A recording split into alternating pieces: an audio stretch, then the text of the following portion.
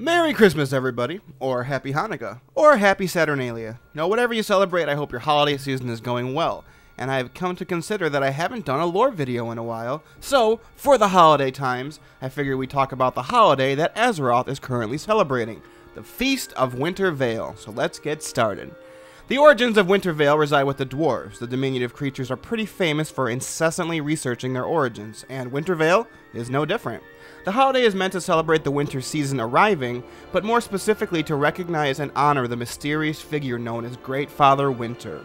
Now, you might think Great Father Winter is just the WoW version of Santa Claus, and you know what? You'd be pretty much spot on.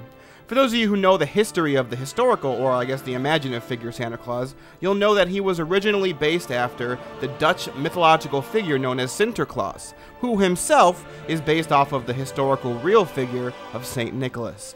In many ways, Great Father Winter within the lore of Warcraft is very much the same.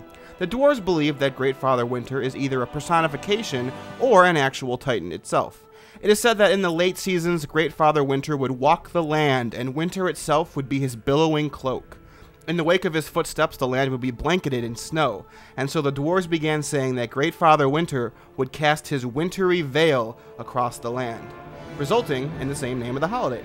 The snowy home of the dwarves, Dun Moreau, is seen as the prime example of Great Father Winter's blessing and power. The idea of feasting during Winter Veil came about from sharing between communities and welcoming the changing of the seasons in anticipation of the renewal of the land at the next spring. While originally only a dwarven holiday, the Feast of Winter Veil slowly integrated itself into the Horde and Alliance as a whole. The Thane of the Bronzebeard clan, Muradin, is credited as being the one to introduce the holiday to the Alliance as a whole, while for the Horde, the Tauren are the ones who introduced it to them. Where the dwarves and the Alliance celebrate Winter Veil to honor the presumably titanic being known as Great Father Winter, the Tauren take a different perspective. With their shamanistic understanding of winter and their emergence into the druidic endeavors, the Tauren focus almost entirely on the renewal aspect of Winter Veil, as in the winter coming to cleanse the land for the new spring. The Tauren believe that the legend worship aspect of Winter Veil is better left to those races, as they view it, who are less in tune with nature of the world than they are. The Tauren thus feast during Winter Veil instead to give thanks to the land for its blessing, and of that of their new home in Mulgore. But what if the dwarves were right, however, and Great Father Winter was an actual titan? Now, this isn't canon, but the speculation is pretty interesting and has some pretty convincing evidence. It's entirely possible that Great Father Winter was crafted after, or maybe itself is actually, the Titanic Watcher Hodir. The Watcher has been referred to as a father-like figure and is connected to the powers of ice and snow, as evidenced in his lair in Ulduar, as well as his followers, the Sons of Hodir, in Storm Peaks. And finally, once cleansed from Yogg-Saron's corruption in Ulduar, he tells the heroes specifically that he will help them stop the old gods with the protection of his, quote, Winter Veil. The Veil of Winter will protect you, champion! Aside from the worship of Winter Veil, the titanic figure, or blessing of the land, there is also a more commercial aspect to the holiday.